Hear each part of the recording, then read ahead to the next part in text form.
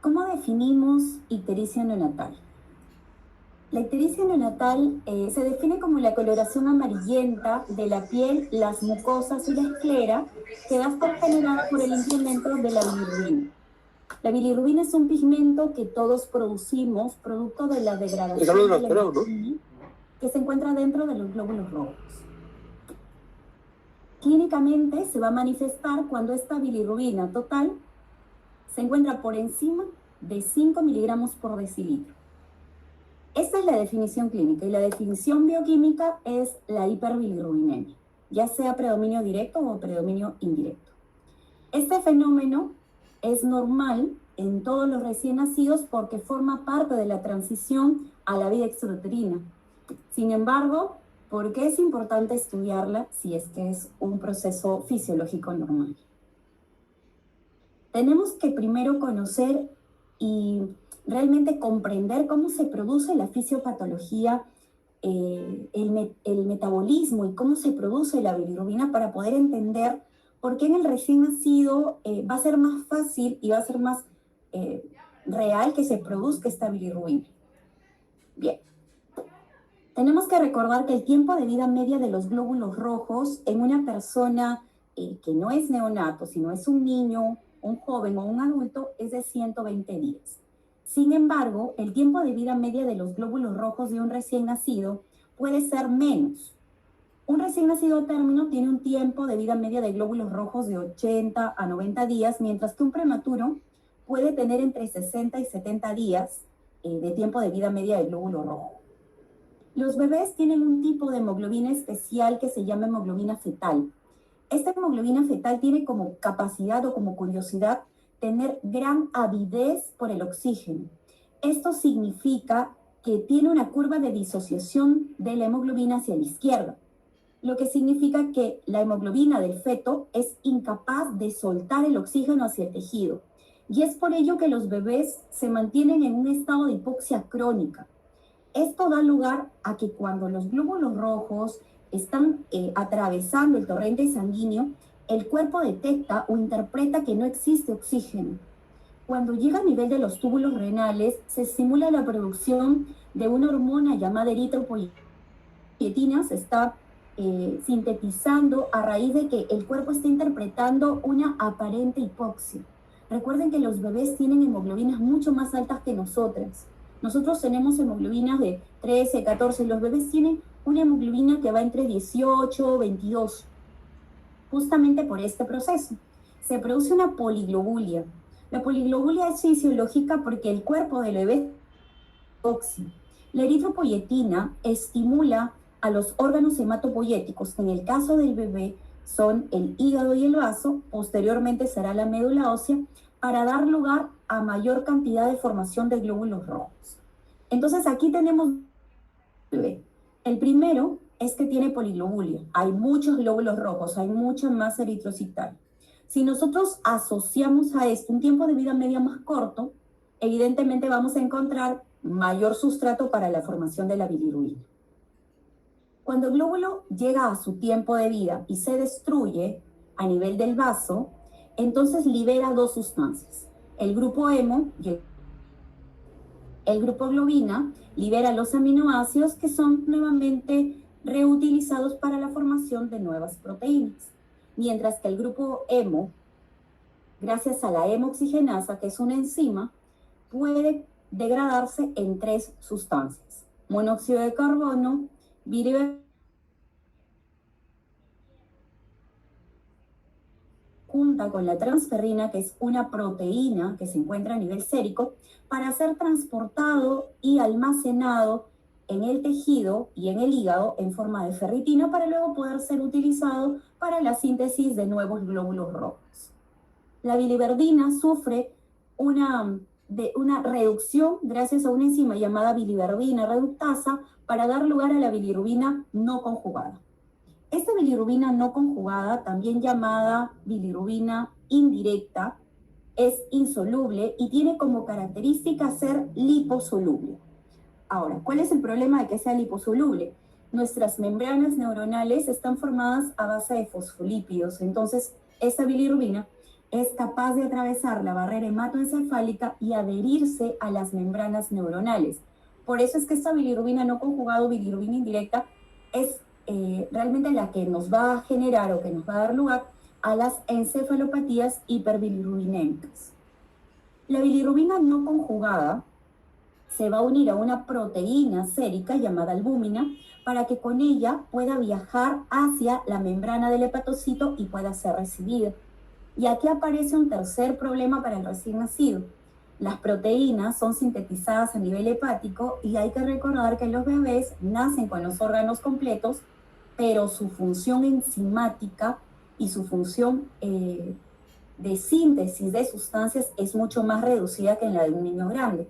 Por lo tanto, de forma normal, los bebés y mucho más aún los prematuros carecen de alguno. Por lo tanto, si yo no tengo un transportador que lleve la bilirrubina no conjugada, tendré más bilirrubina libre en el plasma, capaz de atravesar la barrera hematoencefálica y adherirse a las membranas neuronales. Entonces, aquí aparece el tercer problema para el recién nacido. Una vez que la bilirrubina no conjugada es transportada con la albúmina y llevada al hígado, van a recepcionar unas proteínas que se encuentran en la membrana que se llaman ligandinas.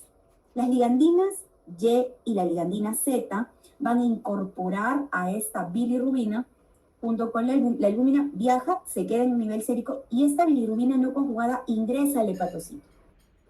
Dentro del hepatocito se va a conjugar con una sustancia llamada ácido glucurónico. Este ácido glucurónico, junto con la bilirrubina no conjugada en un proceso llamado conjugación y en presencia de una enzima llamada UDP, glucuroniltransferasa, dan lugar a la bilirrubina conjugada o bilirrubina directa. ¿Cuál es el cuarto problema del bebé? Que la acción enzimática de la UDP glucuroniltransferasa también es deficiente de forma fisiológica. Ellos tienen una función limitada de la enzima. Entonces, es por ello que los bebés van a tener mayor cantidad de bilirrubina no conjugada sérica. Una vez que la bilirrubina conjugada se ha formado a expensas justamente de esta conjugación, esta bilirrubina conjugada ya no es liposoluble, sino es hidrosoluble. Por lo tanto, es más sencillo y es más fácil que se pueda eliminar. Ahora ocurre un quinto problema para nuestro bebé. La bilirrubina conjugada, que va a formar parte de la bilis y que luego va a llegar hasta la vesícula biliar y en presencia de alimento, acuérdense que cuando el bebé empieza a lactar, nosotros, por ejemplo, cuando comemos, nuestra vesícula se contrae gracias a la colecistocinina para dar lugar justamente a eliminar esta bilis a nivel de la segunda porción del duodeno. Lo mismo le va a suceder al bebé. Cuando esta bilirrubina conjugada llega dentro de la bilis a la segunda porción del duodeno, se va a encontrar con unas sustancias que todas las personas tenemos que se llaman beta-glucuronidasas. Las beta-glucuronidasas son unas enzimas que se encuentran a nivel del borde en cepillo del intestino delgado que tienen como función desconjugar la bilirrubina. Entonces, ¿cuál es el problema? La desconjugación de la bilirrubina me trae consigo el problema de que nuevamente voy a tener bilirrubina indirecta. Esta bilirrubina indirecta es regresada al hígado a través de la vía porta, en un proceso llamado circulación enterohepática. Y esto ocurre de forma fisiológica en todos los bebés. Ahora, aquella bilirrubina que no regresó a la circulación enterohepática sufre una conversión gracias a la acción bacteriana en el colon para dar lugar a otras sustancias que son eliminadas a través de la orina y de las heces, llamadas urobilinógeno y eliminadas en la orina en forma de urobilina, o estercobilinógeno eliminadas en forma de estercobilina en las heces. ¿Cuál es el problema? Este proceso de oxidación se da en presencia de bacterias. ¿Y cuál es el problema del bebé? Los bebés no tienen bacterias en el intestino hasta que empiezan a lactar y empiezan a colonizar. Es por ello que de forma fisiológica se van a poner amarillitos. Bien, esto es un poquito más de lo que hemos conversado sobre las ligandinas, la Y y la Z, y cómo se ha conjugado y cómo ha pasado hacia el duodeno. Esta es la circulación enterohepática de la que acabamos de conversar y lamentablemente con todos los mecanismos que les acabo de explicar, todos los bebés de forma fisiológica van a ponerse muy amarillitos o regularmente amarillitos, ¿no? Dependiendo de algunos factores de riesgo de los cuales vamos a revisar. ¿Cómo vamos a clasificar a la ictericia? Bien, la ictericia puede clasificarse en ictericia fisiológica o en ictericia patológica. La ictericia fisiológica, recuerden que siempre será a predominio indirecto, siempre. Será monosintomática y esto significa que solamente el paciente presentará ictericia y no otras molestias. Felizmente representa la mayoría de los casos en un 60 a un 80%. Tiene como característica que en el caso de los recién nacidos a término, tiene un pico alrededor del tercer a quinto día, o sea, que empieza a incrementarse a partir del segundo día, pero es mayor a nivel del tercer a quinto día en el a término, y puede ser un poquito más, demorar un poquito más en el pretérmino entre el quinto y séptimo día. En relación al tiempo en que persiste, el recién nacido a término puede tener idealmente ictericia fisiológica que dure menos de 7 días y el pretérmino hasta 2 semanas. ¿Quiénes van a tener mayor ictericia fisiológica? Aquellos bebés que son alimentados con lactancia materna exclusiva, y lo vamos a explicar en las siguientes diapositivas. La ictericia patológica, sin embargo, debe ser o a predominio indirecto o a predominio directo. ¿Esto qué significa? Me van a decir, doctora, pero usted me ha dicho que la fisiológica siempre es indirecta, por supuesto, pero tienen que tener en cuenta lo siguiente. Les he explicado los mecanismos fisiopatológicos de cómo se produce la bilirrubina. Toda vez que estos mecanismos fisiopatológicos se salgan de control y antes de que se produzca esta conjugación en el hígado gracias a la UDP y glucuroniltransferasa, nos dará como resultado una ictericia patológica. Aquellos mecanismos no controlados de la fisiológica me pueden dar también ictericia patológica. Entonces, la fisiológica siempre será a predominio indirecto y la patológica será a predominio indirecto o a predominio directo. Representa solo el 6% de los casos y va a escapar de todos los valores y tiempos que normalmente cumple la fisiológica. Si en el prematuro llegaba a 2 semanas, la patológica tendrá que ser más de 2 semanas en el prematuro o más de 1 semana en el a término, salvo en la ictericia que se produce en el contexto de ictericia por leche materna, que se ha descrito que puede durar muchísimo tiempo más o menos unas 3 semanas, incluso un poquito más. Entonces, eso, la ictericia por leche materna, que son ictericias prolongadas, se toman como diagnósticos de exclusión.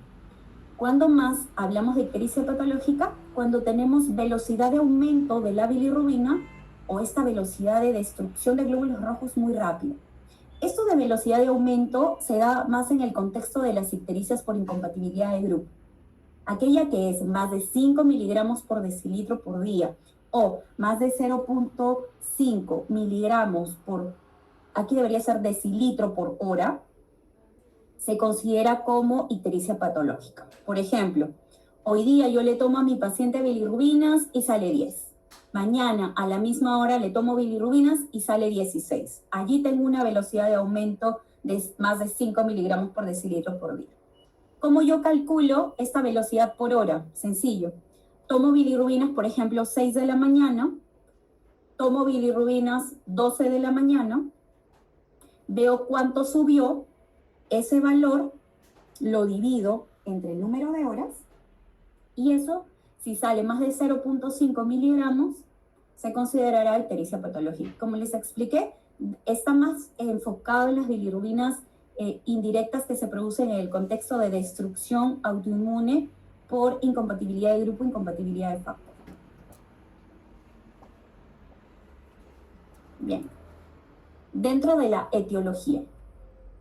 Aquí en la etiología hay muchas enfermedades que pueden generarme la ictericia tanto a predominio directo o indirecto. Pero ¿qué cosa tienen que recordar o qué cosa es importante que ustedes recuerden para poder hacer diagnósticos correctos? Primero, Cuando ustedes tienen un paciente con ictericia y le han pedido bilirrubinas, lo primero que tienen que hacer es saber a predominio de qué es.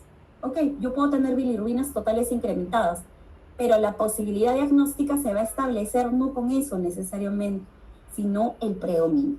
Entonces, cuando yo tengo una hiperbilirrubinemia a predominio indirecto, lo primero que tengo que saber es, ¿se produjo dentro del primer día o se está produciendo después del primer día? Y desde aquí empiezo a hacer todos mis criterios diagnósticos para distintas enfermedades. Entonces, aquella ictericia que aparece dentro de las primeras 24 horas siempre son ictericias patológicas, porque no es lo normal, no es lo fisiológico, y lo primero que tengo que pensar es en enfermedades como incompatibilidad de grupo o incompatibilidad de factor.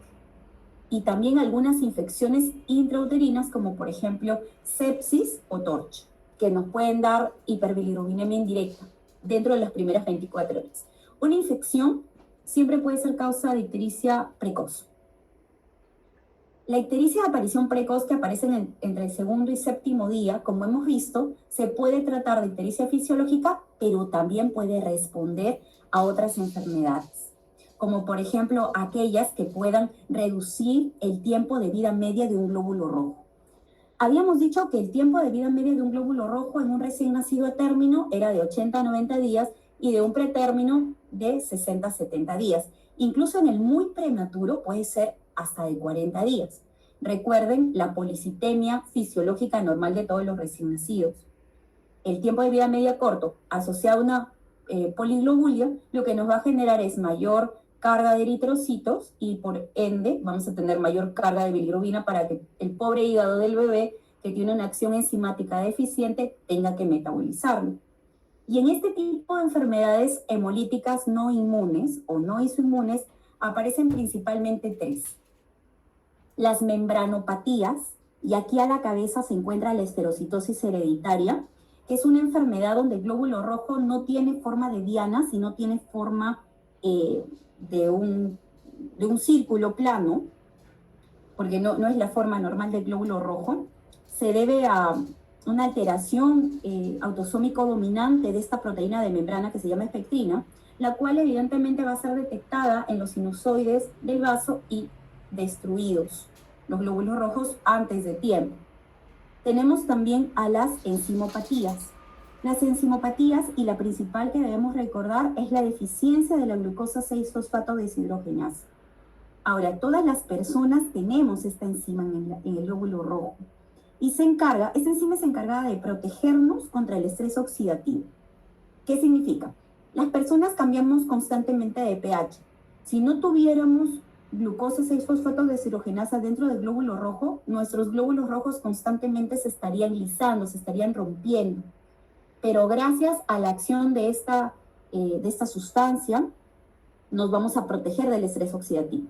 Hay personas que nacen sin esta enzima y por lo tanto rompen glóbulos rojos con mayor rapidez que las personas que sí tenemos la enzima. Y por último, aparecen las hemoglobinopatías. Y aquí cabe mencionar dos enfermedades principalmente. La primera es la drepanocitosis, que también se conoce como anemia de células falciformes, donde los glóbulos rojos adquieren una forma de hoz, como si fuera una hoz, porque hay una alteración a nivel de unas cadenas, de las globinas, de las beta, y entonces da lugar a que evidentemente, pues como un glóbulo rojo con una forma alterada, se rompa fácilmente a nivel de los sinusoides hepáticos. Y otra de las enfermedades que forman parte de las hemoglobinopatías se llaman talasemias. En el caso de las talasemias también hay una afectación de cualquiera de las cadenas que forman las globinas, que pueden ser las alfa o las beta. Entonces, estas tres enfermedades hay que tener en consideración, que pueden generarnos ictericia de aparición precoz no isoinmune. No isoinmune significa que no hay formación antígeno-anticuerpo, sino que es el mismo glóbulo rojo el que está afectado y por lo tanto va a ser roto antes de tiempo. El origen infeccioso, nuevamente la sepsis a la cabeza y algunos otros tipos de destrucción de glóbulos rojos que se presentan dentro del contexto de los partos traumáticos, dando lugar a cefalohematoma. Por ejemplo, hay bebitos que tienen partos traumáticos, que son partos vaginales y hacen cefalomatomas gigantes. Entonces, evidentemente, pues esta sangre que no solamente es la sangre de los vasos sanguíneos, la intravascular, sino que esta sangre que se encuentra coleccionada, pues se va a empezar a degradar y va a dar lugar a mayor sustrato para la formación de bilirrubina indirecta. En la parte C, donde dice ictericia prolongada, que es aquella que dura más tiempo, entonces aquí siempre debemos pensar, como habíamos comentado, en ictericia por leche materna. Y la ictericia por leche materna o la ictericia por lactancia materna la vamos a desglosar un poquito más en las diapositivas posteriores porque merece un comentario adicional. Algunas patologías, como por ejemplo el hipotiroidismo, la galactosemia, que son enfermedades metabólicas, también nos pueden dar lugar por retraso o por retardo en la maduración enzimática a la duración prolongada de la ictericia. Y otras enfermedades como por ejemplo los hijos de madre diabética, porque hay policitemia. Entonces al haber policitemia, debido a que justamente los hijos de madre diabética tienen un estado de hipoperfusión debido a la hiperinsulinemia. Y eso lo vamos a conversar en hijo de madre diabética. Entonces ellos hacen policitemia de forma normal y pueden tener evidentemente mayor destrucción de los glóbulos rojos. Donde dice síndrome de Krieger-Najjar o de Gilbert, hay que tener en cuenta lo siguiente. Primero, que no son enfermedades tan comunes, pero es importante que las tengamos en mente. Krieger-Najjar tiene la enzima UDP-glucoroniltransferasa, o sea, la tiene. Lo que pasa es que la función es lo que está alterado. En Krieger-Najjar de tipo 1, la enzima existe, pero no funciona en lo absoluto. No funciona. Por lo tanto, estos pacientes jamás van a metabolizar, jamás van a conjugar la bilirrubina y por lo tanto son niños que tienen un pronóstico de vida pobre y suelen fallecer antes del año de vida. Krieger-Najjar 2 tiene una función parcial de la UDP-glucoroniltransferasa. Entonces, en estos pacientes solemos utilizar un medicamento anticonvulsivante que se llama fenobarbital, que sirve como inductor enzimático para poder metabolizar toda la bilirrubina que se pueda. El pronóstico mejora mucho más con Krieger-Najjar de tipo 2. En Gilbert, por ejemplo, el Gilbert es una enfermedad donde la enzima funciona bien, pero el número de células que producen la enzima se encuentra reducido. Felizmente, Gilbert no es una enfermedad que comúnmente se diagnostica en la etapa neonatal, sino que se diagnostica un poquito más grande. Justamente son niños que cursan con ictericia o son adultos o adolescentes que cursan con ictericia estimulada por algunos factores externos como el ayuno, el estrés, infecciones, los nervios, etc. Tiene un curso benigno y en realidad no representa mayor cosa. Ahora, si ustedes le piden a un paciente bilirrubinas, le salen elevadas y el predominio es directo, o sea, que tengo más de 1 miligramo por decilitro o más del 20% de la bilirrubina total, entonces me pongo a buscar otras causas. Primera causa no es enfermedad, no es esto, rotor, Dubin-Johnson, no, esas son enfermedades autosómico recesivas raras. Lo primero que tengo que pensar es en algunos síndromes metabólicos que forman parte del espectro de, por ejemplo, el hipotiroidismo, de la galactosemia nuevamente, que me pueden generar hiperbilirubinemia directa o hiperbilirubinemia que se llama conjugada. Y lo segundo que tengo que pensar, que es muy peligroso, son las enfermedades quirúrgicas. A la cabeza, atresia a vías biliares. Eso es lo que tienen que pensar. Y ahorita vamos a conversar un poco más porque eso merece un capítulo aparte. Igual que el quiste de colédoco. ¿Sí? ¿En qué otra cosa tengo que pensar? Evidentemente en TORCH. Las hepatitis que se producen en los neonatos no son hepatitis por virus de tipo A, herpes B, no. En ellos se produce hepatitis por citomegalovirus principalmente. Entonces, por todo el grupo TORCH, pero sobre todo citomegalovirus. Entonces, ¿por qué se produce dentro del contexto de la sepsis o dentro del contexto de los TORCH? Recuerden que toda vez que tenemos infecciones, hay una disfunción multiorgánica. Y la disfunción multiorgánica también puede comprometer al hígado y evidentemente a su función. Evidentemente a la función de la UDP-glucoroniltransferasa, o puede generar a su vez también una disminución en la excreción de la bilirrubina directa por inflamación de los sinusoides hepáticos. Pues toda vez que tenemos infecciones, o puedes tener predominio indirecto, como hemos visto arriba, que es la que aparecía dentro de las 24 horas, o puedes tener ictericia, que puede ser antes de las 24 horas a predominio directo, producto justamente de que ya se metabolizó la bilirrubina, pero no puede excretarse porque están inflamados los sinusoides hepáticos. Entonces, recordamos, ¿por qué se produce la ictericia fisiológica? Porque tenemos glóbulos rojos aumentados, un estado de policitemia fisiológica debido a la hemoglobina F, con gran avidez por el oxígeno y una curva de disociación de la hemoglobina hacia la izquierda, porque tenemos un tiempo de vida media más corto, hay una reducción de la albúmina, porque hay una disminución en la actividad de la UDP-glucuroniltransferasa, porque hay menor captación de la bilirrubina indirecta, justamente porque estas ligandinas, que son proteínas de membrana, se hallan en menor número, porque el pobre bebito tiene un aumento de beta-glucuronidasas, no solamente en el intestino delgado, a nivel del ribete en cepillo del duodeno, sino que también la leche materna tiene beta-glucuronidasas, que son estas sustancias que hemos visto que son capaces de desconjugar la bilirrubina y reconvertirla a bilirrubina indirecta, aumentando la circulación enterohepática. Entonces el pobre bebé no solamente va a tratar de metabolizar la bilirrubina que viene producto de la destrucción de los glóbulos rojos, sino que también tiene que luchar contra la bilirrubina indirecta que está viniendo por circulación portal. Entonces esta pobre UDP-glucuroniltransferasa pues queda saturada. Otro de los factores es la ausencia de la microbiota intestinal, por lo tanto no hay oxidación de la bilirrubina y no hay eliminación de esta. Menor reflejo gastrocólico. A menor reflejo gastrocólico aparece una especie de pseudoestreñimiento. ¿Y qué significa? Estos bebitos, cuya mamá tiene poco calostro, van a tener el acúmulo del meconio a nivel del colon y a nivel del intestino. Entonces, ¿esto qué va a generar? Que las beta-glucuronidasas hagan de las suyas y reconviertan la bilirrubina, la desconjuguen y nuevamente la regresen a la circulación enterohepática. Muy bien. Con respecto a la incompatibilidad AO, les voy a mencionar algo simple porque mañana tienen su teoría, pero hay que recordar que para hablar de incompatibilidad AO, la mamá tiene que ser del grupo O y el bebé tiene que ser del grupo A, B o AB.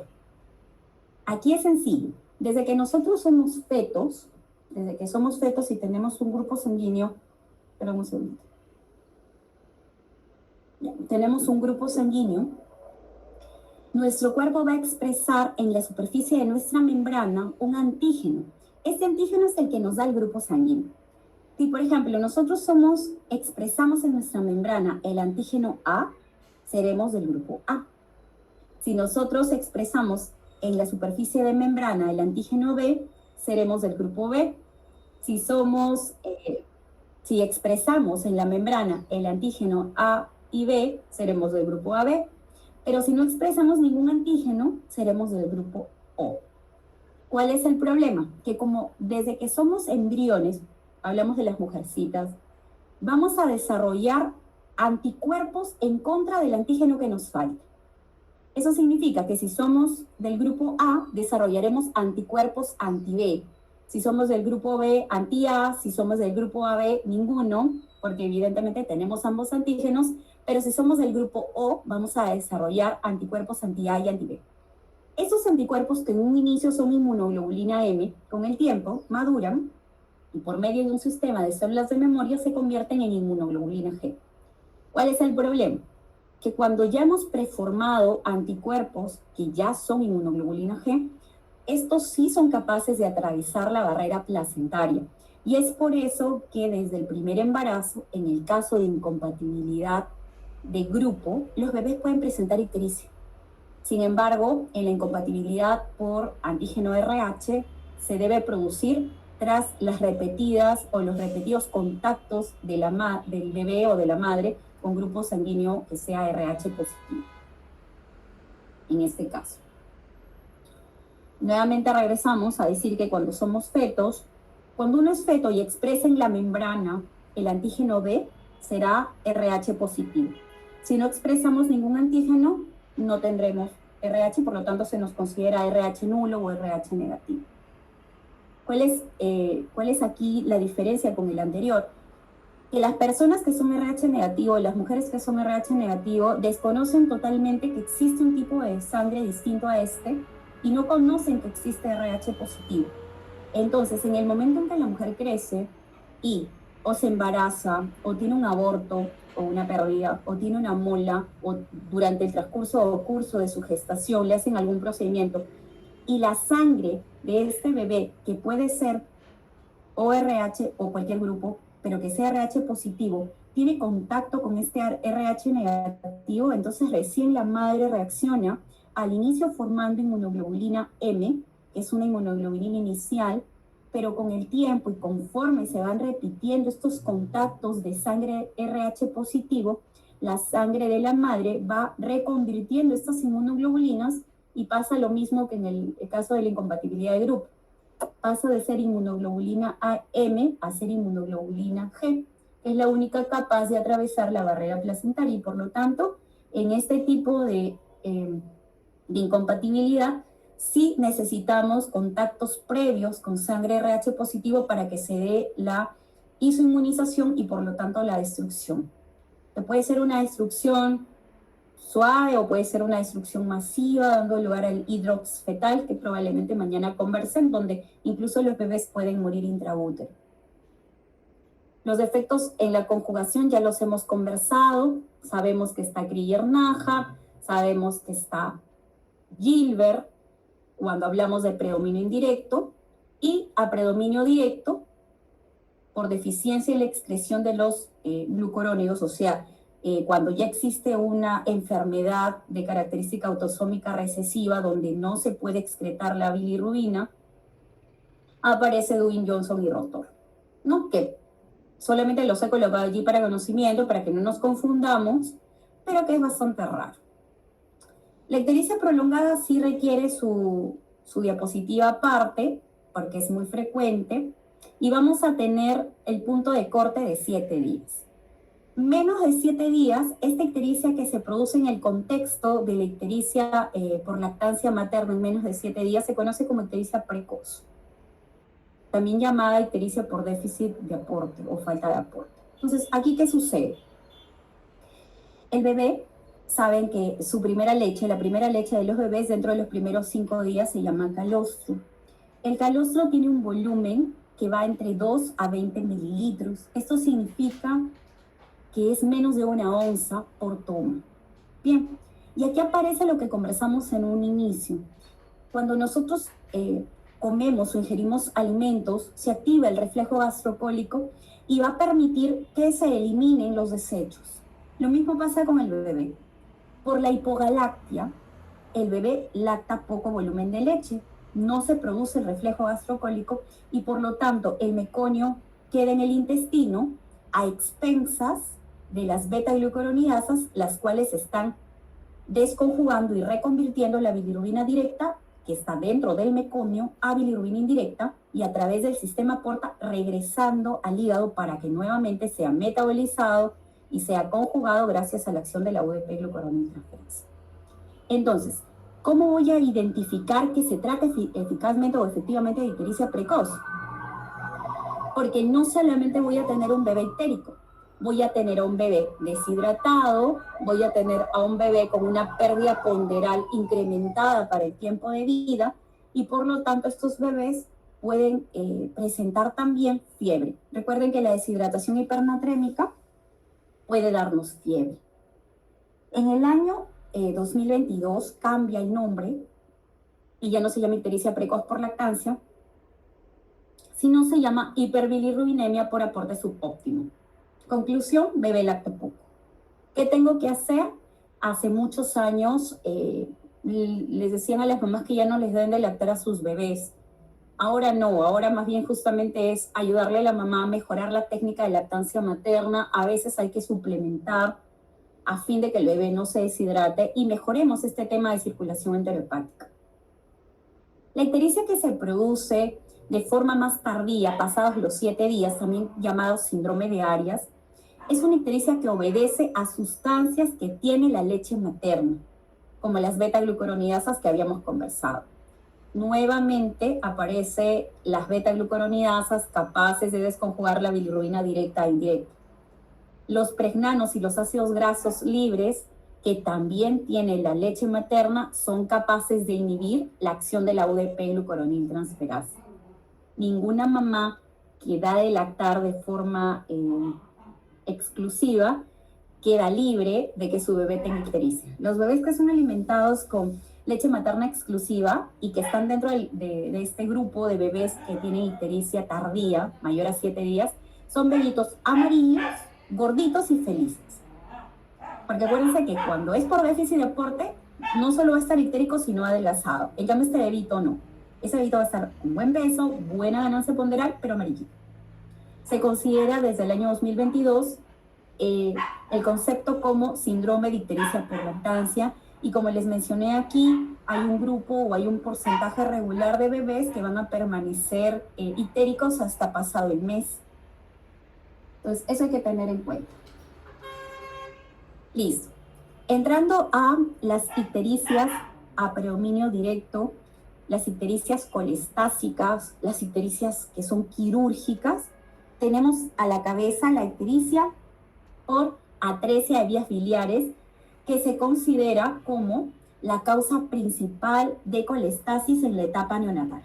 Entonces, eso hay que tenerlo en cuenta, es la ictericia de predominio directo extrahepático más importante que debemos conocer. ¿Por qué se produce? Se ha visto que está implicado aquí principalmente un sistema de virus, y aquí aparecen virus como el reovirus, como les mencioné aquí, el citomegalovirus o rotavirus. ¿Qué sucede? Que aquí hay una disminución, una estenosis progresiva de toda la vía biliar, que puede ser una disminución progresiva de la vía biliar extrahepática o puede ser también intrahepática. ¿Cuál es el problema? Que para mala suerte del bebito, la más común es la de tipo 3, que como ustedes ven en negrito, tiene una estenosis, una obstrucción de toda la vía hepática, tanto intra como extrahepática. Entonces, está estenosado el hepático derecho, estenosado el hepático izquierdo, el hepático común, el cístico y el colédoco. Incluso la vesícula está totalmente colapsada. Entonces, evidentemente, ¿qué vamos a tener? Si nos acordamos de la parte fisiopatológica, vamos a tener un bebé cuya función de la UDP-glucuroniltransferasa es buena. O sea, se logró metabolizar, se logró convertir la bilirrubina indirecta a directa. Pero lamentablemente no va a poder salir porque están obstruidas, están estenosadas todas las vías de excreción. Esta bilirrubina va a generar daño a nivel del hepatocito. Y entonces vamos a encontrar a bebés ictéricos. Le hemos pedido bilirrubinas y las bilirrubinas van a estar a predominio directo, pero además se va a asociar a todo lo que producen, todo lo que se produce, por ejemplo, en el contexto de las coledocolitiasis. Un bebé que tiene acolia, un bebé que tiene coluria, que en un inicio tiene hepatomegalia y posteriormente cirrosis. Cuando tenemos ya distintos grados de disfunción hepática, empieza a aparecer sangrado por una prolongación de los tiempos, por el tiempo de protrombina, o inclusive signos de hipertensión portal. Puede aparecer varices esofágicas, circulación portal en forma de cabeza de medusa, ascitis, etc. ¿Cuál es el problema? Estos bebitos jamás van a poder eliminar por sí solos la bilirrubina directa. Y por lo tanto, cuando nosotros tengamos un bebé que tiene una ictericia prolongada de más de 2 semanas y adicionalmente a ello es una bilirrubina predominio directo, lo primero que tenemos que hacer es pedirle una ecografía. La ecografía abdominal nos va a permitir identificar la vía biliar, así como ver si es que la vesícula está funcionante o no. Inmediatamente tenemos el diagnóstico, el bebé entra a una cirugía que es una cirugía paliativa que se conoce como cirugía de Kasai, donde también se le puede hacer una colangiografía intraoperatoria, o sea, para definir bien qué tan estenosados están o qué parte del cuerpo realmente está estenosado. Y esta cirugía de Kasai es una cirugía paliativa porque lo único que nos va a permitir es generar una derivación hepatoyeyunal. Entonces, lo que busca esta cirugía paliativa es tratar de desviar la bilirrubina directa, bypassear justamente esta zona estenosada, para que de todas maneras el hígado directamente pueda eliminar la bilirrubina a nivel del yeyuno. Sin embargo, esto no es funcional a largo plazo y por lo tanto esta cirugía paliativa solo debe ser utilizada hasta los 45 días de vida como mucho. Sin embargo, ese bebé debe entrar al programa de trasplante porque el tratamiento final será el trasplante hepático. y debería ser idealmente al año de vida.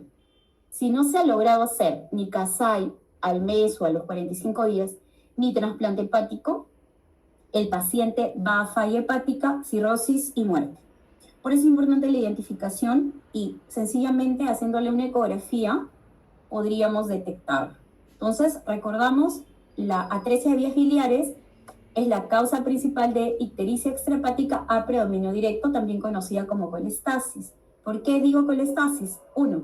Tengo bilirrubina directa alta, tengo gamma-glutamil transpeptidasa alta y tengo fosfatasa alcalina alta. Entonces aquí aparece lo que les acabo de comentar. La definitiva, alrededor de los 2 años, el año es lo ideal, y aquí les presento una colangio intraoperatoria donde podemos ver evidentemente la vesícula como si fuera una línea, un trayecto fibroso, y aquí tenemos la vía biliar extrahepática totalmente obstruida, no funcional. Esta es la cirugía de Kasai, la cirugía que es paliativa hasta los 45 días de vida, máximo. Ok. ¿Por qué les presento estos factores de riesgo? Hay algunos, ya sabemos que los bebés tienen ictericia todos, ¿ya? Todos los bebés tienen un riesgo de ictericia porque fisiológicamente se produce. Sin embargo, hay situaciones que los van a poner un poquito más en riesgo y es importante que lo sepamos. Aquí tenemos principalmente a los prematuros. Evidentemente, pues un prematuro tiene menos albúmina, tiene un sistema deficiente de la enzima de glucurontransferasa, justamente va a tener un reflejo de succión de eglución deficiente, va a tomar poca leche, la mamá puede producir poco galostro, entonces todos estos procesos aumentarían la circulación enterohepática, etc. Entonces, los prematuros siempre van a ser factores de riesgo para casi todas las enfermedades. Tengo, por ejemplo, un bebé que tiene incompatibilidad de grupo, también se comporta como un factor de riesgo. Padres o hermanos que requirieron fototerapia, bebés que han sufrido un parto traumático y dan lugar a extravasación de sangre extra, como los cefalomatomas, un bebé con síndrome de Down que tiene una deficiencia enzimática. De por sí los Down tienden a tener hipotiroidismo, ictericia, justamente porque su UDP trabaja muy lentito. El hijo de madre diabética, que hemos visto que también tiene inmadurez enzimática. Los bebés que son alimentados con lactancia materna exclusiva, que ya hemos visto que a veces es difícil controlar lamentablemente la cantidad de volumen que la mamá les brinda a los bebés, y aquellas mamás que tienen infecciones TORCH. ¿Y cuáles son los factores de neurotoxicidad? Y aquí es importante que los memoricen. Esto es importantísimo porque hasta antes del año 2022 nosotros trabajamos con curvas, con tablas, y según la edad gestacional ingresábamos a los bebés, según los valores de bilirrubina, del tiempo de vida, y poníamos a los bebés prácticamente a todos en el mismo saco. Sin embargo, a partir del año 2022, las nuevas guías NICE y los nuevos estudios indican que existen 5 factores de neurotoxicidad que podrían hacer que un bebé tenga mayor riesgo de daño encefálico y de encefalopatía hiperbilirubinémica. Ejemplo sencillo. Tengo un bebé que tiene, hoy día es primer día de vida, tiene 38 semanas. Tengo otro bebé, primer día de vida, 38 semanas. Este primer bebé tiene incompatibilidad de grupo y este segundo bebé no tiene incompatibilidad de grupo. Evidentemente, si yo les pido bilirrubinas y me salen, no sé, me pueden salir en 7, un poquito más, en 9, de pronto el primer bebé, según la tabla, es un ejemplo, no entraría a fototerapia, pero sin embargo el segundo bebé, perdónenme, el primer bebé sí porque tiene incompatibilidad de grupo y el segundo bebé no. Entonces, ambos tienen la misma edad gestacional, ambos tienen el mismo tiempo de vida, sin embargo hay uno que tiene un factor de riesgo y el otro no. Entonces, evidentemente,